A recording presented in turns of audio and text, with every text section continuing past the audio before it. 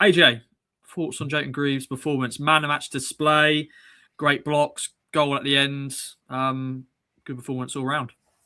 Yeah, love him for starters. Great. Funniest guy to talk to in the squad, I think. The whole wheels and doors thing from before was brilliant. And of course, the 100 men versus gorilla debate that we had, I believe that was last season, wasn't it? Yeah, one of the highlights of last season, I think.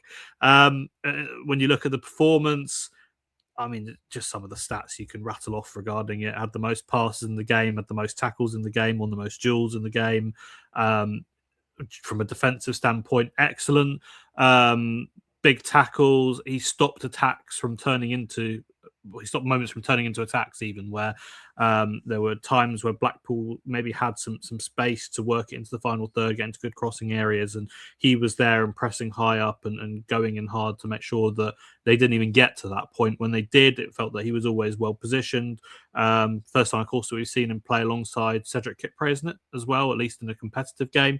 So that was a relationship that seemed to work well, was a threat from set pieces. In terms of his build-up play as well, he spent a lot of time on the ball, highlighted by that passing number. I like the way that he can kind of push up the lines, and he almost forces opposition, especially when it's a team like Blackpool, to sit deeper because of the way that he will move up, and that then allows opportunity for the likes of Ben Johnson to play into a more central area, and Taylor to find those pockets, and Clark to find those pockets. Centre-backs are crucial in this Kieran McKenna team. They have a much more creative burden than I think people realise, and actually a lot of other teams have. So loved what he did defensively, really impressed by what he did from open play. He's taken an opportunity, hasn't he? We'll have to see what's going to happen with him in the next few weeks. Probably helps that there is a midweek game. I would not be surprised to see him start at least one of the next three, even though I'd hope the chopping and changing doesn't come back anytime soon.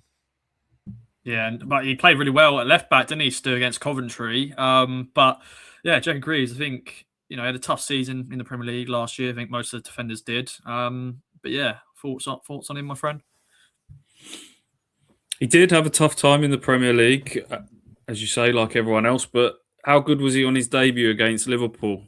And then he had a bit of an injury setback, didn't he? I think it was his hamstring, which set him back a little bit. And then by the time he sort of come back into the team, things were getting a bit difficult. So I think there's some mitigating factors behind that. And then at the back end of the Premier League season, he came in at left back for a while when Leif Davis was suspended after the red against Arsenal.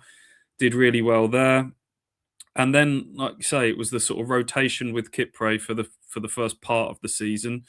That started to slow down with Kipre sort of taking the shirt. But the times that Greaves has dipped in, he's done well. He started in the 4-1 win at Swansea, was unfortunate to get dropped after that. Started in the 2-0 win at Hull, was unfortunate to get dropped after that.